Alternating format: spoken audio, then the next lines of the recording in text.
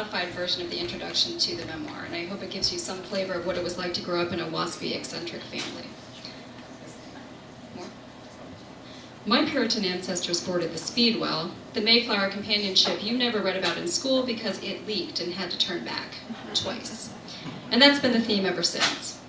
My family tree includes Thomas Dudley, colonial governor of Massachusetts, as well as his granddaughter Marguerite, who was prosecuted for the crime of fornication. The robber baron John Inslee Blair, who left $70 million to his direct heirs and a creaky old house to my family, and Alfred Vail, who invented the telegraph, despite what you may have heard of one Samuel Morse.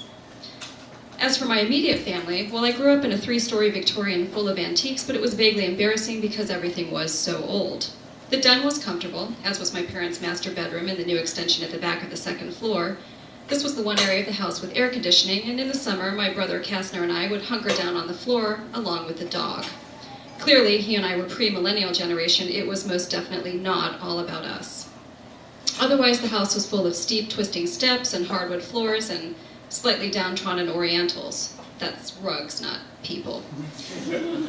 When I was 9, my parents divorced and Mom sold the big house, took a part-time job, and moved us into a tiny economical cottage. I wondered if we were poor now and fretted that we might have to give up my riding lessons. I know this is tragic. My parents never talked about money, how much they had, how much anything cost. On the other hand, they taught us to respect and care for it. My father had inherited a deep sense of thrift that we teasingly attributed to his mother's Scottish roots. I had friends whose exotic kitchens were stocked with all manner of convenience food and soda, or pop, as we called it in the Midwest. But Dad's favorite saying was, if you're thirsty, drink water. And not bottled water, but the stuff straight out of the tap, Cincinnati's finest. Coca-Cola was a treat on special occasions only. Tea was approved when something stronger than water was called for, probably because it was nearly calorie and cost-free. Bonus. I blame my mother's tea parties in part for my rampant lifelong Anglophilism. She and I would enjoy a milky cup together using a beautiful little antique china tea set. And summer meant coming home on a hot day and seeing her kneeling in the garden clipping mint for sun tea.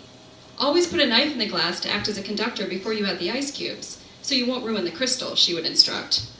Another lecture was about counting the sterling silver flatware pieces before you put them back into their felt-lined box. You know, all the important life lessons. Mom was a whirlwind of activity, playing tennis, gardening, volunteering, and entertaining. It was as if she was making up for my father's shortcomings. He was perhaps a little too eccentric and isolationist, even by WASP standards, preferring reading or playing his saxophone to actually speaking to people. My brother and I took after him and always had our noses in books. When he would collect us for our divorced daddy dates, the 3 of us would stop by the library first and grab a stack of books, then head out to a local pizza parlor. The waitresses could not get over the spectacle of 3 otherwise nice people reading and ignoring each other while waiting for their pizza, but we all thought it was grand. Things got exciting once Mom remarried, and she and Kastner and I joined the Craig family. My driven, bourbon-drinking stepfather Bert, who was something out of a bizarre alternate universe where it was always 1950, his 2 older children, who were out of the house and had thus rejoined the current decade, and a much younger son, aka the surprise. Mom sold me on my future stepfather by promising that I would have my own horse when we moved out to his 40-acre country estate, complete with tennis court and immaculately kept field where he hit golf balls every night. His response, when I tentatively reminded him of this agreement, was an unequivocal, I am not going to have a horse ripping out my driving range. I promptly switched my allegiance back to my mother's other suitor, but it was too late.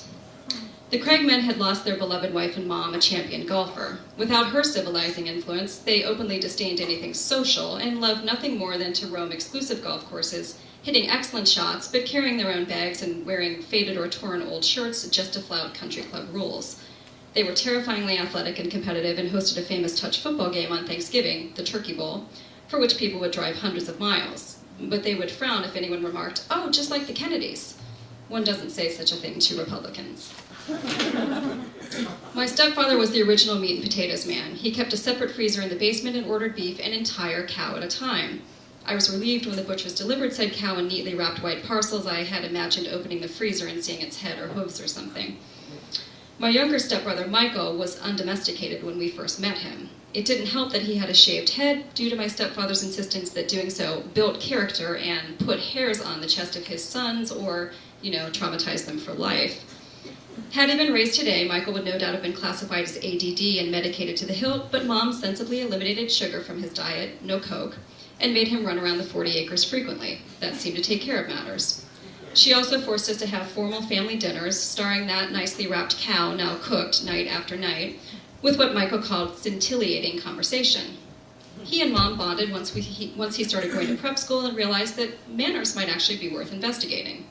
Conversely, he and I bonded one night in high school when I picked him up from a party and snuck his drunken derriere inside without waking our parents. Our neurotic golden retriever made the move with us to the country. His name was Abby, short for Duke of Abbey, but this caused a great deal of gender confusion. Abby was meant to be the pick of the litter, a designation that produced much mirth in our household whenever he displayed a rather startling lack of decorum or brains, pretty much any time he was actively breathing. We found that running around the 40 acres did wonders for his personality as well. He became much calmer, except when a tennis ball was anywhere in the vicinity, and since we had a tennis court, that was pretty much any time the temperature was north of freezing. It was agony for Abby to watch us play. He would wait in trembling anticipation for a ball to be hit over the fence. Yes, it was usually mine, thank you for pointing that out. And then retrieve it and race away with his prize. We took to keeping an old warped wooden racket next to the front door of the house. Whenever anyone came in or out, Abby was there with a sodden tennis ball in his mouth, making banging noises, his tail whacking the screen door with every furious wag. The game was to hit the ball over the house and into the deep woods behind, sending Abby off on a blind chase.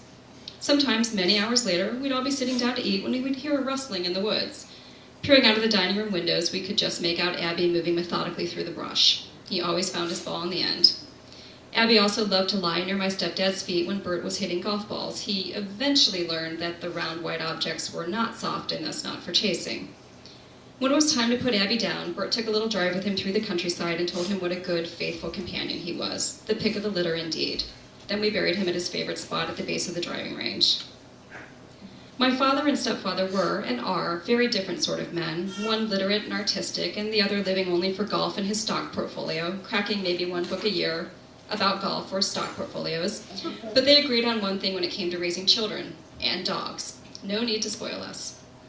My brother and I shared a cherry red used Ford Escort without air conditioning, in Cincinnati, mind you, with swampy 90-plus degree summers, while other kids at our prep school drove BMWs, vintage convertibles, or at least nice, reliable Hondas. The car caused some confusion in our social standing at school. What exactly were we? The signs and signifiers pointed in various directions. Kastner and I had the right sort of complicated names. He was a third, and my middle name, it's Collier. It sounds prestigious, but actually means coal ship. Was a last name rather than a first name. Even better, his first name was a last name. It's perfectly clear, right?